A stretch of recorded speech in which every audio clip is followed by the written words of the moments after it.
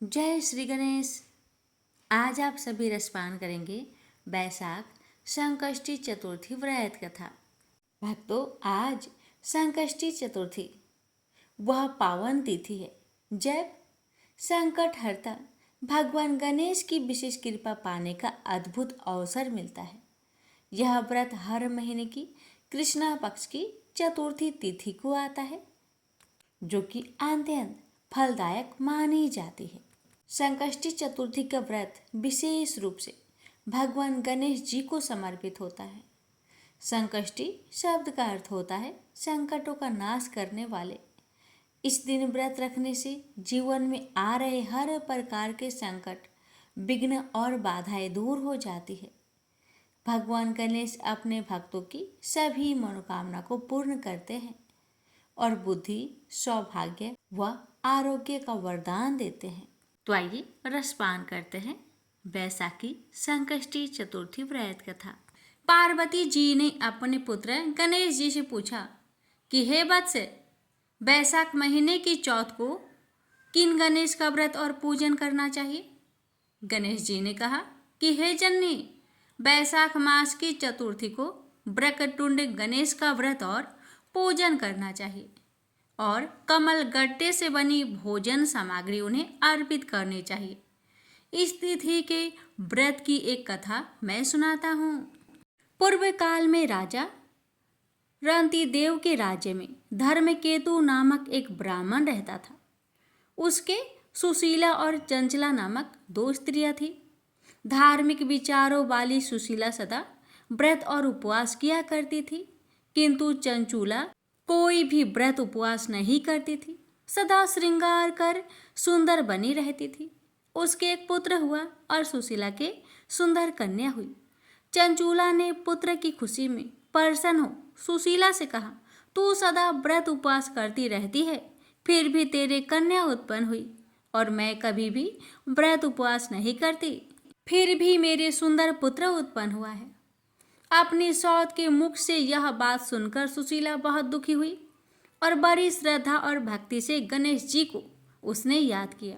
गणेश जी ने उसे सपने में दर्शन देकर कहा कि तेरी कन्या के मुख से मोती आदि रत्न निकला करेंगे और बहुत शीघ्र तेरे घर एक सुंदर पुत्र उत्पन्न होगा।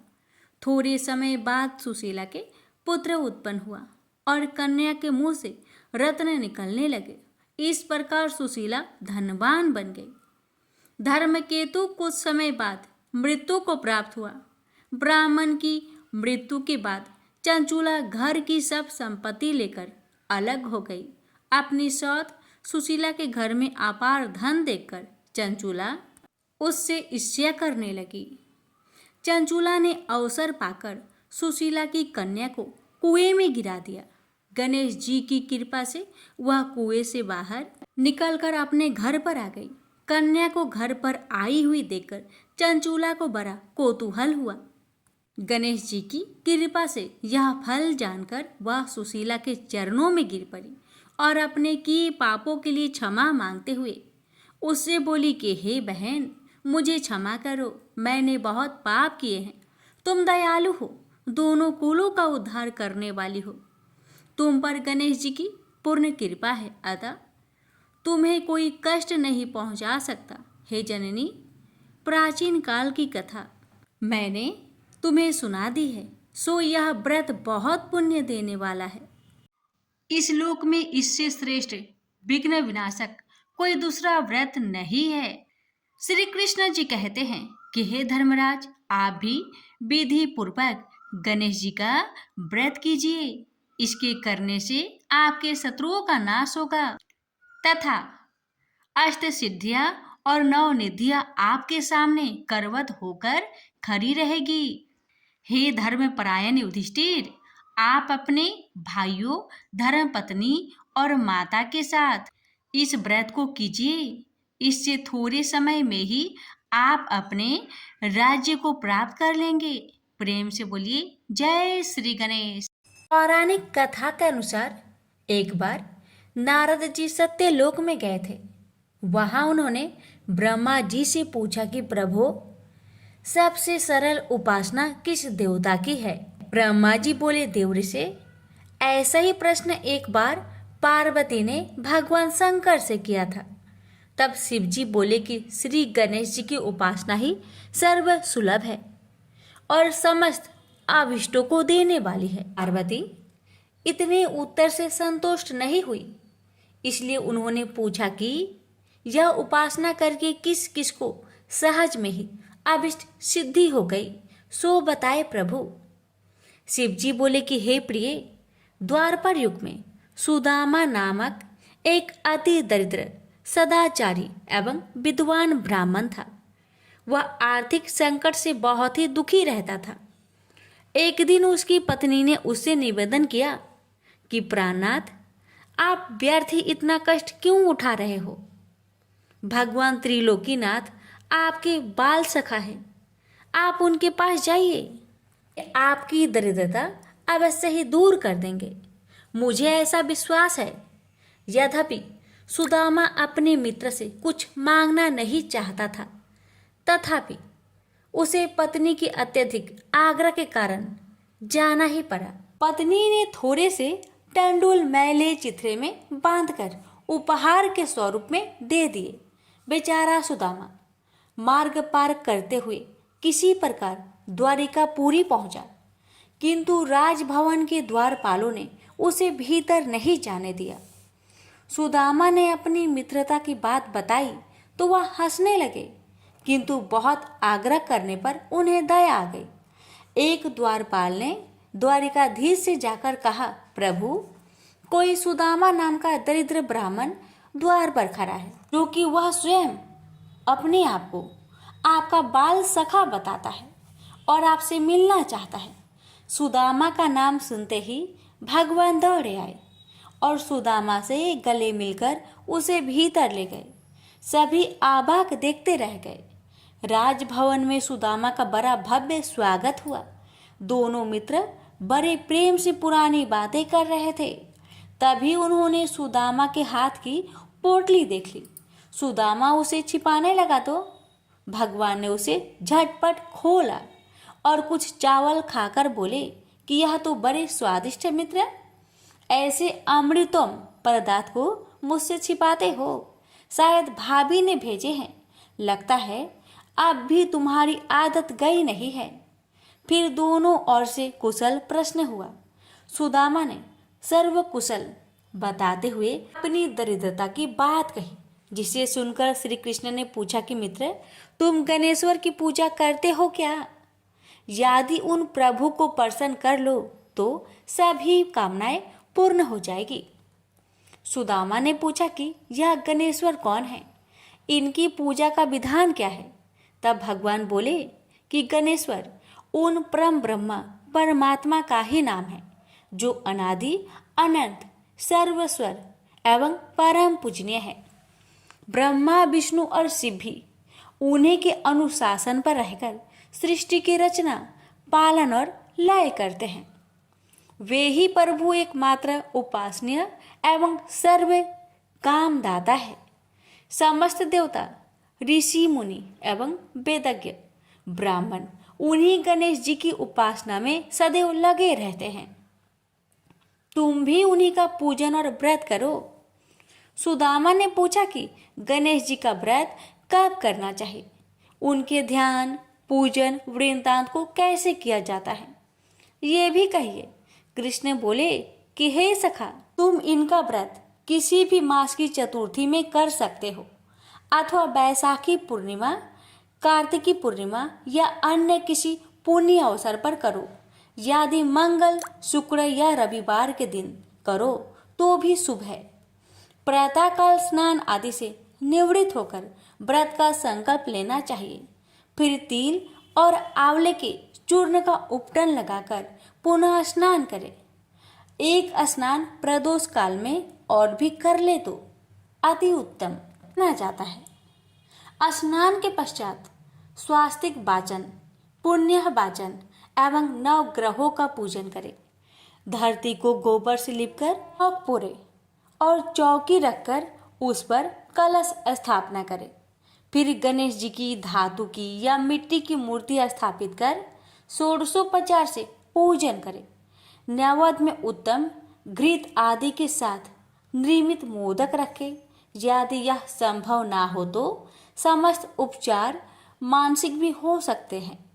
हे मित्र, भावना सर्वोपरि है, इसलिए पूजन में भक्ति भाव भी विशेष फलदायक होता है।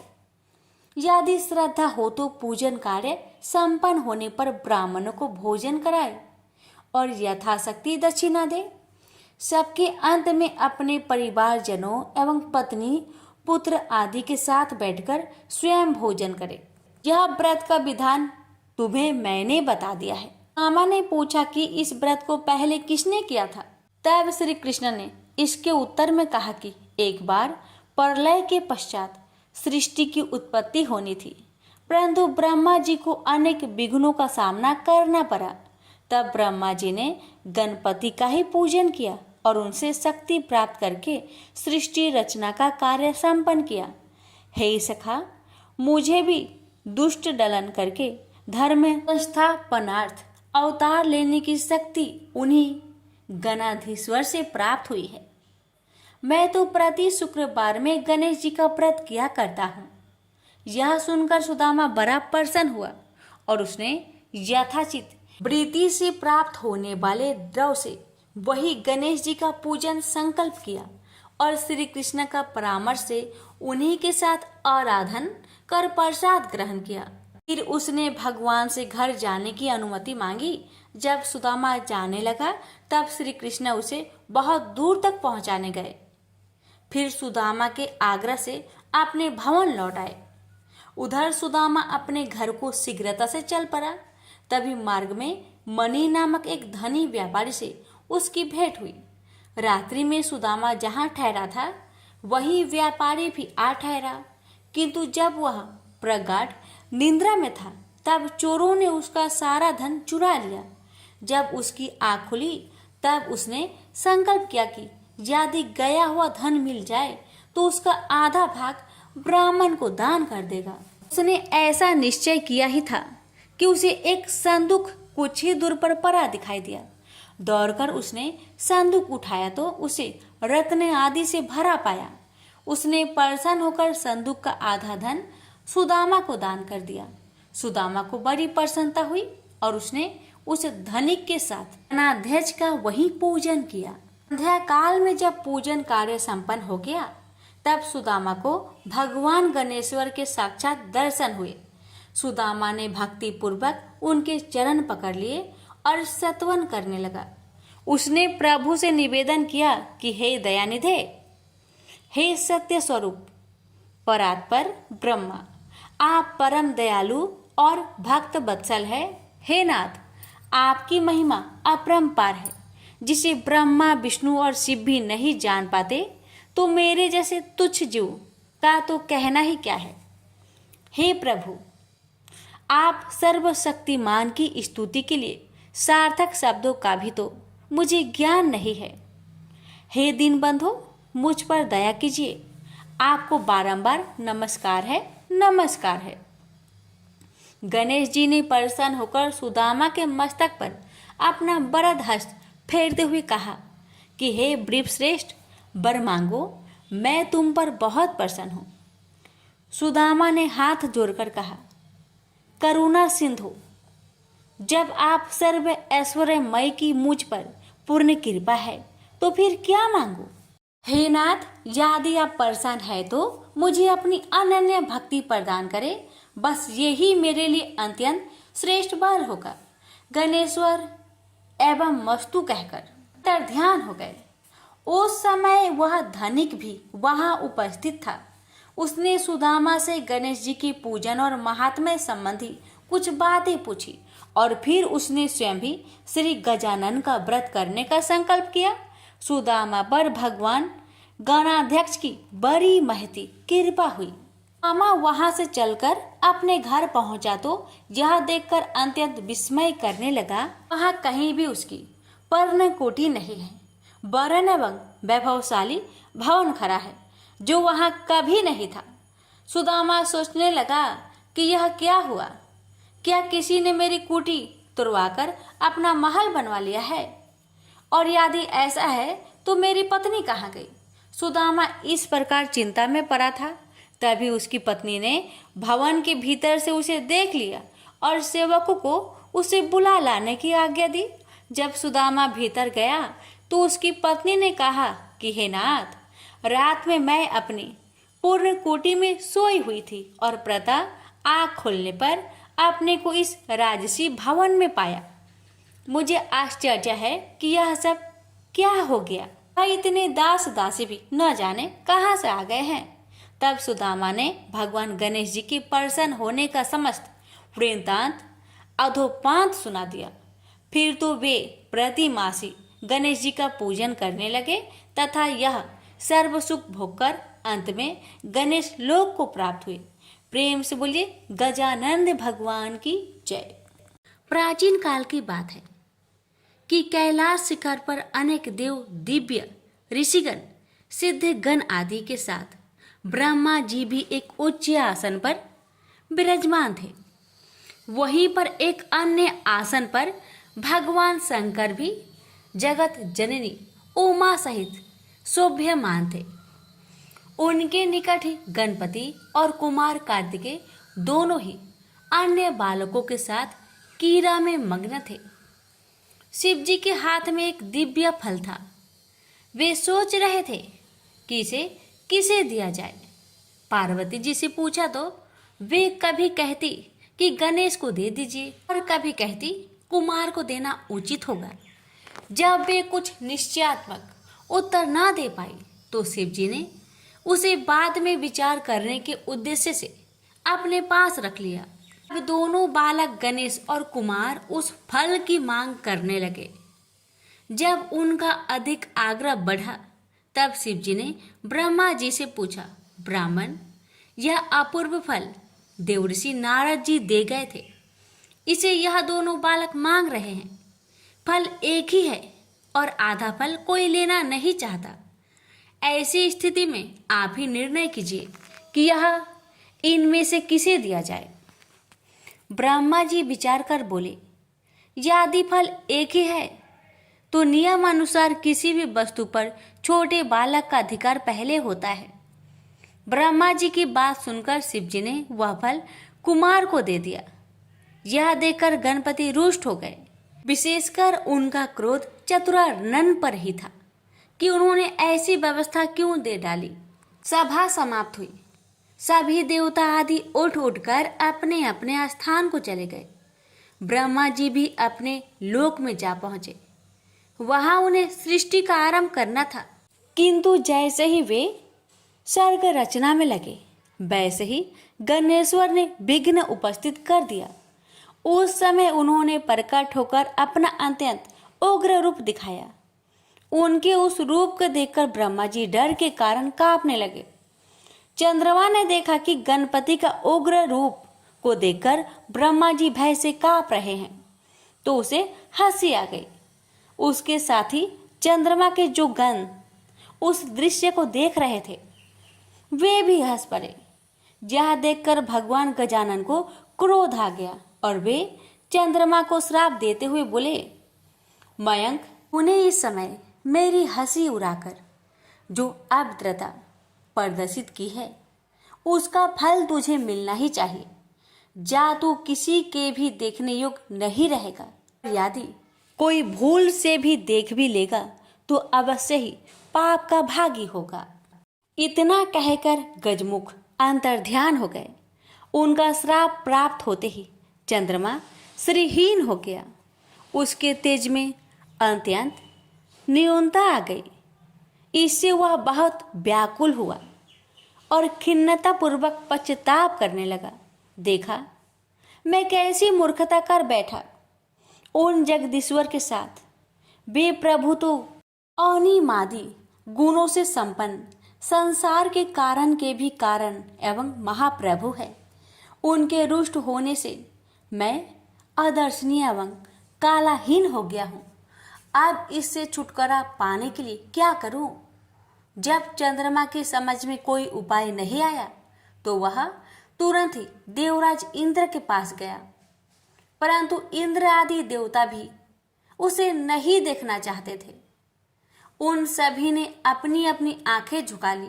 तब इंद्र ने भी उसकी ओर न देखते हुए पूछा, अरे चंद्रमा, तुम्हारी यह दशा कैसे हुई? क्या गजकर्ण के श्राप का ही प्रभाव है? यह सब बात स्पष्ट कहो। चंद्रमा बोला, देवराज, आपसे क्या छिपा है? सब कुछ जानते हुए भी अनजान बनकर क्यों पूछ रहे हैं? हे सहस्त्राक्ष, अब शीघ्र ही मेरे श्राप मुक्त होने का यत्न करो, अन्यथा समस्त संसार ही मेरे श्रापित होने से अशुभ फल भोगेगा। इंद्र ने सत्वाना दी और बोले, चलो ब्रह्मा जी से ही इसका उपाय पूछे, क्योंकि उनके समान ज्ञानी और सर्व लोकोपकारी अन्य कोई भी नहीं है। सब देवता उसके साथ ब्रह्मलोक पहुंचे। आगे आगे चंद्रमा और पीछे पीछे इंद्र के नेतृत्व में सब देवगण। ब्रह्मा जी ने जब यह जाना कि चंद्रमा आ रहा है तो पाप लगने के भय से उन्होंने भी दृष्टि नीचे कर ली और बोले, कहो सुदासु, यहाँ किस अभिप्राय से आना हुआ? अरे तुम्हारे पीछे तो देवराज इंद्र और समस्त सुरगण ही आ चले हैं। ब्रह्मा जी के प्रश्न का उत्तर सुरपति ने ही दिया। वे बोले, ब्राह्मण, भगवान गणेश्वर आप पर कुपित हुए थे और श्राप दे बैठे चंद्रमा को, इसलिए अब आप ही इसे छुड़ाने का कुछ उपाय कीजिए। हम सभी देवता इसी प्रयोजन से आपकी सेवा में उपस्थित हुए हैं। चतुरानन ने कुछ विचार कर कहा, हे गणेश्वर प्रभु की शरण लेनी होगी। देवराज, चंद्रमा को आगे करके उन्हीं का पूजन एवं सत्वन करो। ब्रह्मा जी की बात सुनकर भगवान गजानन की पूजन की तैयारी की गई। उनकी प्रतिमा बनवाकर षोडशोपचार पूजन एवं भावना पूर्वक स्रोत कर निवेदन किया गया, प्रभु इस चंद्रमा पर कृपा कीजिए। उस समय यह अज्ञानवश हंस पड़ा था, किंतु अब इसे अपनी मूर्खता का ज्ञान हो गया है। देवताओं की प्रार्थना पर भगवान गणेश्वर प्रकट हो गए। सभी ने उनका अद्भुत रूप देखकर उन्हें दंडवत प्रणाम किया। तब गणपति प्रसन्न होकर बोले, देवगण, मैं संतुष्ट हूँ, आता एवं जो चाहो वह अभिष्ट वर मांग लो। चंद्रमा ने उनके चरणों में मस्तक रख दिया और अश्रु जल से पदा रविंदु को धोने लगे। गणेश्वर बोले, उठ उठ चंद्रमा, अब संताप ना कर, मैं तुझ पर प्रसन्न हूँ। उसने कहा, प्रभु मुझे श्राप मुक्त कीजिए, मेरी कांति नष्ट हो गई है, उसे लौटा दीजिए, मैं अदर्शनीय से दर्शनीय हो जाऊं। नाथ, मेरी अपराध को क्षमा कर दीजिए। गजकर्ण बोले, अच्छा बोल, तुझे 1 वर्ष 6 मास अथवा 3 मास के लिए अदर्शनीय रहने दिया जाए, अथवा कुछ और चाहता है, शीघ्र ही स्पष्ट बता। चंद्रमा ने कहा, प्रभु मुझे बहुत दंड मिल गया है, आप तो क्षमा कर दीजिए। यह कहकर उसने पुनः दंडवत प्रणाम किया तथा सब देवताओं भी उनके चरणों में झुक गए। गणेश्वर ने मुस्कुराते हुए कहा, मैं अपने वचन को मिथ्या कैसे करूं?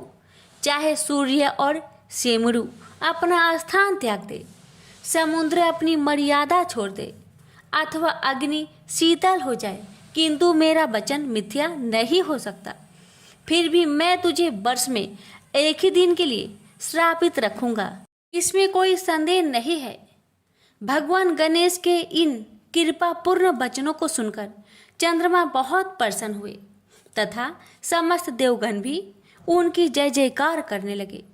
चंद्रमा ने पुनः निवेदन किया, प्रभु भविष्य में मुझसे इस प्रकार की मूर्खता ना हो और मेरा चित्त आपके चरण कमलों में लगा रहे, ऐसा वर मुझे प्रदान करे। गणेश्वर ने प्रसन्न होकर कहा, ऐसा ही होगा, परंतु मेरे एकाक्षरी मंत्र गंग का जप करते रहना। यह कहकर भगवान अंतर्ध्यान हो गए और तब समस्त देवता स्वर्ग लोक को गए और चंद्रमा भी अपने लोक में चला गया। चंद्रमा ने 12 वर्ष तक तपस्या चाड़े की और गणेश्वर की एकाक्षरी मंत्र का निरंतर जाप करता रहा। पवित्र नदी गंगा के तट पर भक्ति पूर्वक एकाग्र मन से उसका यह तप चलता रहा। तभी सहसा एक दिन वह परम प्रभु चंद्रमा के समक्ष प्रकट हो गए। इस समय उनकी रूप छटा देखकर निशापति अवाक रह गया। उसके चित्त में आश्चर्य मिश्रित भय व्याप्त हो गया, किंतु शीघ्र ही उसे निश्चय हो गया कि वह साक्षात आदिदेव भगवान गजानन ही है। तो वह हाथ जोड़कर प्रणाम करता हुआ उनकी स्तुति करने लगा। मैं उन दो दांतों से युक्त परमेश्वर को नमस्कार करता हूँ, जो अपने भक्तों के सभी विघ्नों का हरण करते तथा सभी के धर्म, अर्थ और काम को प्रशस्त करते हैं। उन विघ्न विनाशक परमात्मा गजानन को नमस्कार है। हे प्रभु, मैंने अज्ञानतावश जो अपराध किया था उसे क्षमा करके मुझे मेरा पूर्व रूप प्रदान कीजिए। हे नाथ, आप ही मुझे मेरा यह रूप प्रदान कर सकते हैं। हे दया निधान, आप सभी देवताओं के आधीश्वर, नित्य बोध स्वरूप एवं सत्य हैं। समस्त वेद आपके ही स्वरूप है तथा आपके द्वारा ही उनका प्रतिपादन हुआ है। हे देव, यह जगत आपका ही स्वरूप है तथा आप ही साक्षात परम ब्रह्मा है। हे कृपा निधान, विश्व की उत्पत्ति, पालन और प्रलय के भी आप ही एकमात्र कारण है। आपका तिरस्कार कोई नहीं कर सकता। भगवान गजकर्ण ने चंद्रमा की ओर कृपा पूर्ण दृष्टि से देखा और मधुर मुस्कान बिखेरते हुए बोले, चंद्रमा, यह तो मैं पहले ही कह चुका था कि तुम प्रत्येक वर्ष केवल एक दिन के लिए ही अदर्शनीय रहोगे। उस दिन तुम्हें जो कोई भी जाने अनजाने देख लेगा वही बस अभिशाप का भागी बनेगा। इस प्रकार तुम्हारी निष्ठेषविता को ऐसे ही लोग बांट लेंगे। कृष्णा पक्ष की चतुर्थी में जो व्रत किया जाए उसमें तुम्हारा उदय पर व्रत करने वाले लोग यदि मेरी और तुम्हारी यत्न पूर्वक पूजा करेंगे तो ही उस व्रत का फल प्राप्त होगा। उस दिन तुम्हारा दर्शन अवश्य करना चाहिए, अन्यथा व्रत का फल नहीं होगा। चंद्रदेव, तुम अब भविष्य में अपने एक अंश से मेरी मस्तक में विराजमान हो जाओ। इससे मुझे तो प्रसन्नता होगी ही, तुम्हारी भी शोभा होगी। प्रत्येक मास के शुक्ला पक्ष की तृतीया में तुम्हारा दर्शन का बड़ा महत्व रहेगा तथा उस दिन अधिकांश स्त्री पुरुष तुम्हारे दर्शन का पुण्य लाभ प्राप्त करते हुए तुम्हें नमस्कार क्या करेंगे। मैं वर देता हूँ कि अब तुम पूर्वतः तेजस्वी, सुंदर एवं वंदनीय हो जाओ। शौनक इस प्रकार वर देकर भगवान गजानन अंतर ध्यान हो गए। प्रेम से बोलिए गणेश भगवान की जय। एक नगर में एक बूढ़ी माँ रहती थी। वह अपने बेटे की सलामती के लिए 12 महीनों की चौथ का व्रत करती थी।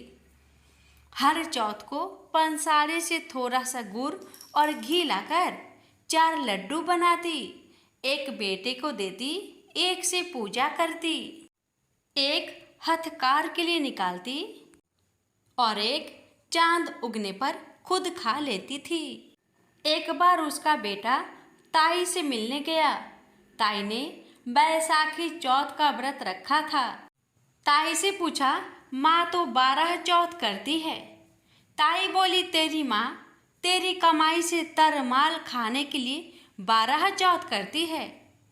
तू परदेश जाए तो वह एक भी चौथ नहीं करेगी। लड़के को लगा ताई सच कह रही है। घर आकर माँ से कहा, मैं परदेश जा रहा हूँ, यहाँ तू मेरी कमाई खाने पीने में ही उड़ा देती है। माँ ने समझाकर रोकना चाहा पर बेटा नहीं माना। माँ ने उसे साथ ले जाने के लिए चौथ माता के आंखें दिए और कहा, मुसीबत में ये आंखें तेरी मदद करेगी।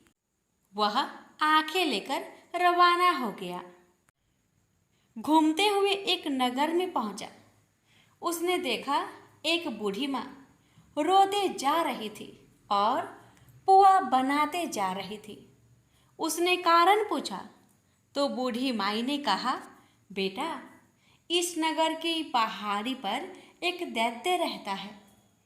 पहले वह नगर में आकर कई लोगों को खाने के लिए मार देता था। अब राजा हर घर से एक आदमी दैत्य के पास भेजता है और आज मेरे बेटे की बारी है, इसलिए रो रही हूँ और उसी के लिए पुए बना रही हूँ। वह बोला, तू पुए मुझे खिला दे, तेरे बेटे की जगह मैं चला जाता हूँ। बूढ़ी माँ ने खीर पुए उसे खिला दिए। खा पीकर वह सो गया। रात को राजा के सैनिक आए तो बूढ़ी माँ ने उसे भेज दिया। दैत्य के सामने पहुंचने पर उसने चौथ माता के आंखें दैत्य की तरफ फेंककर कहा, हे चौथ माता, यदि मेरी माँ मेरी सलामती के लिए व्रत करती है तो दैत्य का सिर कटकर गिर जाए। तुरंत दैत्य का सिर कटकर गिर गया। लड़का वापस आ गया। राजा ने उसे उपहार देकर विदा किया। चलते हुए एक दूसरे राजा के नगर में पहुंचा। इस राज्य में आवा तभी पकता था जब एक इंसान की बलि दी जाती थी। सिपाहियों ने उसे पकड़कर आवे में चुन दिया। लड़के ने आंखें आवे में डाले और कहा, हे चौथ माता, यदि मेरी माँ मेरी सलामती के लिए व्रत करती है तो आवा मेरी बलि लिए बिना ही झट से पक जाए। आवा तुरंत पक गया। आवे में से मिट्टी की जगह सोने चांदी के बर्तन निकले। अंदर से लड़का बोला, बर्तन धीरे धीरे निकालना, मुझे लग न जाए। राजा ने उसे निकलवाया और पूछा, इस आवे से तुम बच कैसे गए? लड़के ने बताया कि उसकी माँ चौथ माता का व्रत करती है, व्रत के कारण ही वह बच पाया है। राजा को विश्वास नहीं हुआ। उसने एक चांदी की सुराही मंगवाई और कहा कि सुराही की नली से निकलकर दिखाओ, तभी मुझे विश्वास होगा। लड़के ने चौथ माता को याद करके आंखें सुराही में डाले और कहा, मैं भौरा बनूं, सुराही से निकलूं। लड़का भौरा बनकर सुराही से निकल गया। राजा ने खुश होकर राजकुमारी की शादी उसके साथ करवाई और सभी लोगों को चौथ माता का व्रत करने को कहा। उसे माँ की याद आई। उसने राजा के पास जाकर खुद के नगर जाने की इच्छा जाहिर की। राजा ने रथ, घोड़ा, हाथी और खूब सारा दान दहेज देकर उन्हें विदा किया। चौथ के दिन अपने नगर पहुंचा। वह अकेला पंसारी के यहाँ माँ का इंतजार करने लगा। सोचा, चौथ है तो माँ यहाँ जरूर आएगी। थोड़ी देर बाद लकड़ी टेकती हुई माँ आती दिखी। बेटा माँ के चरणों में गिर पड़ा। कहा, माँ, मैं तेरा बेटा हूँ, मुझे माफ़ कर दो। माँ ने उसे गले से लगा लिया। लोग चौथ माता की जय जयकार करने लगे। उस नगर के सभी लोग चौथ माता का व्रत करने लगे। हे चौथ माता, जैसे बूढ़ी माँ और उसके बेटे की सहायता की, वैसे हमारी भी करना।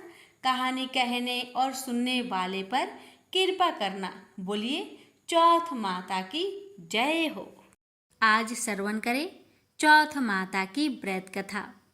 एक सेठ सेठानी थे। उनके एक बेटा और बहू थे। बहू सबको भोजन करा के फिर स्वयं भोजन करती। एक पड़ोसन ऐसी भी थी जो रोज पूछती कि बहू आज क्या बनाया और क्या खाया। बहू कहती, ठंडो बासी। एक दिन उसके पति ने ऐसा सुनकर विचार किया कि आज तो पकवान बनाए जाए, फिर देखे कि मेरी पत्नी क्या कहती है। उसने तरह तरह के पकवान बनवाए और घर के सभी लोगों ने एक साथ बैठकर भोजन किया। आज भी पड़ोसन ने पूछा तो बहू ने कहा ठंडो बासी। सेठ के लड़के ने सोचा हो ना हो कोई बात अवश्य है जिससे कि मेरी पत्नी ऐसा कहती है। उसने पत्नी से पूछा तुम रोज ठंडो बासी खाया ऐसा क्यों कहती हो, जबकि हम सबने एक साथ बैठकर कई तरह के पकवान खाए। उसकी पत्नी बोली हम लोग जो खा रहे हैं वह बाप बूढ़ों की कमाई है। जिस दिन आप कमा कर लाओगे उस दिन मैं समझूंगी कि ताजा भोजन कर रही हूँ। अब एक दिन लड़के ने माँ से कहा माँ मैं एक बड़े शहर में कमाई करने जा रहा हूँ। माँ बोली बेटा अपने पास इतना धन है कि खाया नहीं खुटेगा। माँ के मना करने पर भी बेटे ने स्वयं कमाने का दृढ़ निश्चय कर लिया और जाते समय पत्नी से कहा मैं जब तक कमाकर बहुत सा धन लेकर ना आऊं तुम चूल्हे की आग मत बुझने देना। एक दिन चूल्हे की आग बुझ गई तो वह मन ही मन घबराने लगी, कहीं मेरे पति पर संकट तो नहीं आन पड़ा। जल्दी से पड़ोस में से आग लाकर चूल्हे में रख दूं, ऐसा विचार करके पड़ोस में गई। वहां पड़ोसन चौथ माता का व्रत पूजन कर रही थी। पड़ोसन ने कहा थोड़ी देर में आकर ले जाना। बहू ने पड़ोसन से पूछा आप यह व्रत क्यों करती हैं, इससे क्या मिलता है। पड़ोसन ने कहा चौथ माता के इस व्रत को करने से अन्न लक्ष्मी मिले और अपनी मनोकामना पूरी हो। अब बहू भी चौथ माता का व्रत करने लगी। दीवार पर चौथ माता बनाई। उस दिन घी गुड़ का चूरमा बनाकर रात्रि को चंद्रमा को अर्घ्य देकर भोजन करती। ऐसा करते करते बहुत दिन हो गए। चौथ माता ने उस बहू के पति को सपना दिया कि साहूकार का बेटा तू जागे कि सोवे, तेरी पत्नी बहुत याद कर रही है, घर जाकर उसकी चिंता मिटा। तू दुकान खोलकर कंकु केसर का पगलिया बना के बैठ जाना, आज तेरा हिसाब किताब चुकता हो जाएगा। अब तो चौथ माता ने जैसा कहा था वैसा ही हुआ। उसने घर जाने की तैयारी की और गाड़ी भर के धन दौलत लेकर चल दिया। रास्ते में एक बड़ा सा काला नाग फन फैलाए बैठ गया और कहने लगा आज तो मैं तुझे डसूंगा, छोड़ूंगा नहीं, आज तेरी आयु पूरी हो गई है। तो सेठ के लड़के ने कहा आज चौथ माता ने मुझे सपना दिया है तो मैं अपनी पत्नी से मिलने घर जा रहा हूँ। वहाँ मेरी पत्नी बहुत चिंता कर रही है, मैं उससे मिलकर जरूर आऊँगा, तब तुम मुझे डस लेना। नाग ने कहा तुम शपथ पूर्वक कहकर जाओ तो मैं तुम्हें जाने दूंगा, परंतु लौट कर नहीं आए तो तुम्हारे घर आकर मैं तुम्हें डस लूंगा। इस प्रकार सर्प को वचन देकर वह अपने घर पहुंचा। वहां सभी से हंसी खुशी से मिला और भोजन करके उदास होकर बैठ गया। उसकी पत्नी ने उदास होने का कारण पूछा तो पति ने काले नाग वाली बात बताते हुए कहा यदि मैं उसके पास नहीं जाऊंगा तो वह घर आकर मुझे डस लेगा। पत्नी बहुत चतुर थी। उसने कहा कि आप घबराओ नहीं, लेट जाओ, मैं एक उपाय करती हूँ। पत्नी ने कमरे की 7 पीढ़ी सिराओ धोई।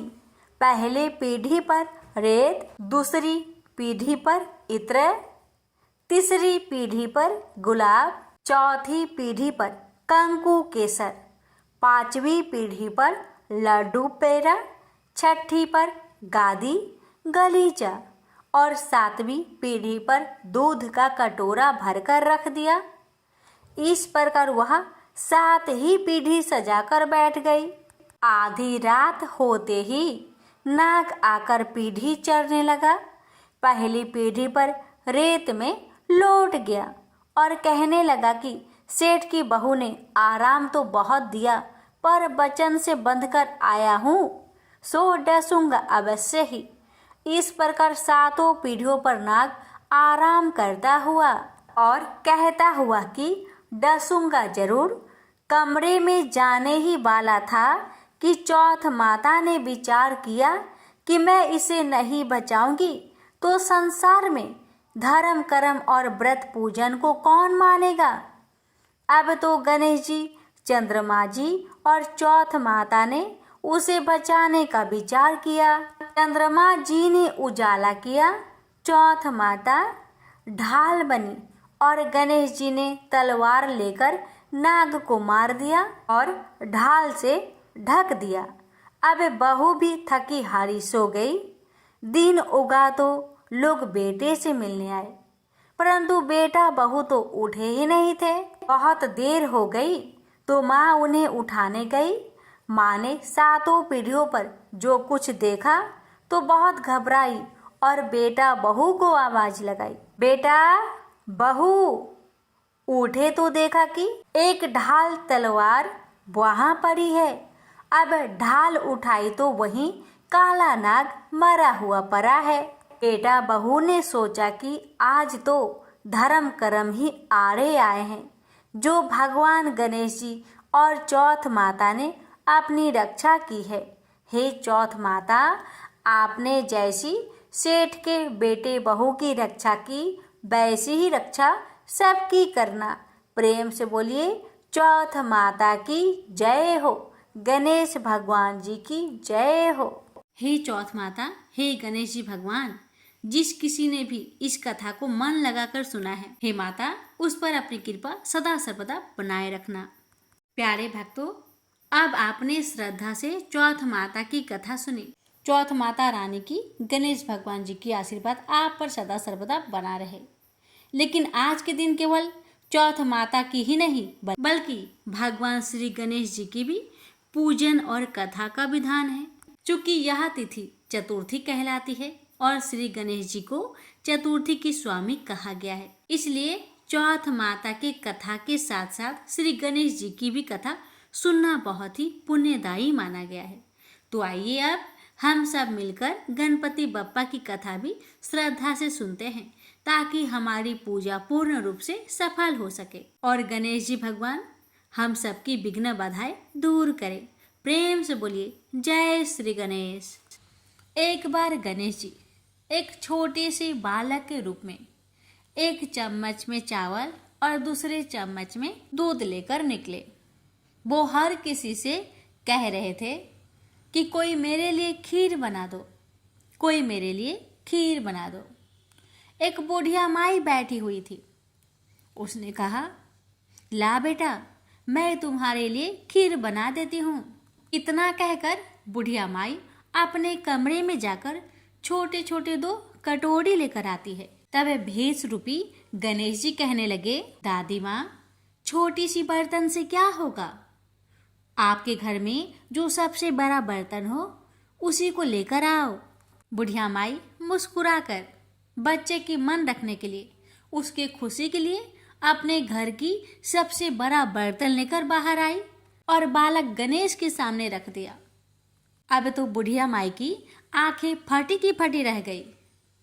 वह जो थोड़े से चावल थे, 1 चम्मच चावल उस बर्तन में डालते ही बर्तन चावल से भर गया और दूसरे बर्तन में 1 चम्मच का दूध डालने से ही बर्तन दूध से भर गया। ये सब देख बुढ़िया आश्चर्य में पड़ गई। अब इतना होने के बाद भेष रूपी गणेश जी कहते हैं, दादी माँ, मैं नहाकर आता हूँ, आप खीर को बनाकर तैयार कर लो। जब बुढ़िया माई बड़े ही प्यार से खीर को बनाया, बूढ़ी माई के पोते पोती खीर खाने के लिए रोने लगे। बुढ़िया ने कहा, गणेश जी, आपके भोग लगे। इतना कहकर चूल्हे में थोड़ी सी खीर डाली और अपने दोनों बच्चों को कटोरी भर भर कर खीर दे दिया। बूढ़ी माई की पड़ोसन ऊपर से देख रही थी, तो बुढ़िया माई ने सोचा ये पड़ोसन जरूर चुगली कर देगी। तो बुढ़िया माई ने उसे भी 1 कटोरा खीर भरकर उसे भी पकड़ा दिया। अब होता है ये कि बेटे की बहू चुपके से आई और 1 कटोरा खीर लेकर बड़े प्रेम से खाई और कटोरा को चक्की के नीचे छुपा दिया। अभी भी गणेश जी नहीं आए थे। बुढ़िया माई को भी भूख लग रही थी। बेचारे वो भी एक कटोरा खीर भरकर किवाड़ के पीछे बैठकर एक बार फिर कहा, हे गणेश जी, आपको भोग लगे, ऐसा कहकर खाना शुरू कर दिया। तभी गणेश जी आ गए तो बुढ़िया माई कहने लगी, आजा रे गणेशिया, खीर खा लो, मैं आपके ही राह देख रही थी। गणेश जी ने कहा, दादी माँ, मैंने खीर पहले ही खा ली है। तो बुढ़िया माई ने कहा, कब खाई? गणेश जी कहने लगे, जब आपके पोते पोती ने खीर खाई तब मैंने खाई थी, जब आपकी पड़ोसन ने खाई थी तब भी मैंने खाई थी, और जब बूढ़ी माँ आपकी बहू ने खाई तब भी मैंने खाई थी, और अब जब आप खा रही हो तो मेरा पेट पूरी तरह से भर गया है। तो बुढ़िया माई कहने लगी, बेटा, तुम्हारी सब बात सच है, पर मैं कैसे मानूं कि मेरी बहू ने खीर खाई? बेचारी सुबह से काम में लगी रही है, तो फिर उसने कब खाई? गणेश जी ने कहा, चक्की के नीचे जाकर देख, जूठा कटोरा पड़ा है जो तेरी बहू ने खाकर छुपा के रखी है, और तूने तो मेरे लिए भोग भी लगाया था, और तुम्हारी बहू ने वैसे ही खा गई। बूढ़ी माई ने कहा, बेटा, यह घर की बात है, घर में ही रहने दो। अब बताओ कि बची हुई खीर का मैं क्या करूं? भेषरूपी गणेश जी ने कहा, नगरी जिमा दो। बुढ़िया ने पूरी नगरी जिमा दी, लेकिन फिर भी गणेश जी की कृपा से खीर पूरा की पूरा भरा ही था। राजा को पता लगा कि बुढ़िया के पास जादुई बर्तन है, तो राजा ने बुढ़िया माई को महल में बुलवाया और कहा, क्यों रे बुढ़िया, यह खीर वाली बर्तन तुम्हारे घर में शोभा नहीं देता है, ये तो हमारे महल में शोभा देगा। तो बुढ़िया ने कहा, राजा जी, अगर आपको खीर का बर्तन लेना है तो ले लो। अब तो राजा लालच में पड़कर बुढ़िया माई के खीर के बर्तन को मंगवा लिया। खीर के बर्तन महल में लाते ही कीड़े मकोड़े, बिच्छू, कछले हो गए और खीर से दुर्गंध आने लगी। यह देखकर राजा ने बुढ़िया से कहा कि हे बुढ़िया, क्या तुम जादू टोना जानती हो? ये खीर के बर्तन महल में आते ही कीड़े मकोड़े बिच्छू में बदल गए, ऐसा क्यों? मुझे बताओ। पहले तुम अपने खीर के बर्तन वापस ले लो, फिर मुझे सारी कहानी बताओ। राजा ने जैसे ही वह खीर वाली बर्तन बुढ़िया माई को दिया, वैसे ही बूढ़ी माई के हाथों से लगते ही वह खीर फिर से सुगंधित खीरों में बदल गया। ये देखकर राजा बड़े आश्चर्य में पड़ गया और बूढ़ी माई से कहने लगा, हे बुढ़िया माई, कृपा करके बताओ, ऐसा चमत्कार कैसे? तो बुढ़िया माई ने कहा, हे महाराज, ये बर्तन मुझे गणेश जी ने दिया है और उन्हीं की कृपा से ये खीर के बर्तन खाली नहीं पड़ती। सारी कहानी बताकर बुढ़िया माई राजा से विदा लेकर अपने घर को चली आती है और गणेश जी से कहती है, हे गणेश जी, बची हुई खीर का मैं क्या करूं? गणेश जी ने कहा कि झोपड़ी की कोने कोने में खरा खोदकर गाड़ दो, उसी जगह सुबह उठकर वापस खोदेगी तो धन के 2 चाड़े मिलेंगे। ऐसा कहकर गणेश जी अंतर्ध्यान हो गए और जाते समय भगवान झोपड़ी को लात मारते हुए गए तो झोपड़ी के स्थान पर महल हो गया। सुबह बहू ने फावड़ा लेकर पूरे घर को खोद दिया, लेकिन कुछ भी नहीं मिला। तो बहू कहने लगी, सासू जी, आपकी गणेश जी झूठे हैं। तो सास ने कहा, बहू, मेरे गणेश झूठो नहीं है, ला मैं देखूं। वह सुई लेकर खोजने लगी तो टन टन कर 2 धन के चाड़े निकल आए। बहू ने कहा, सासू जी, आपके गणेश तो साचो ही हैं।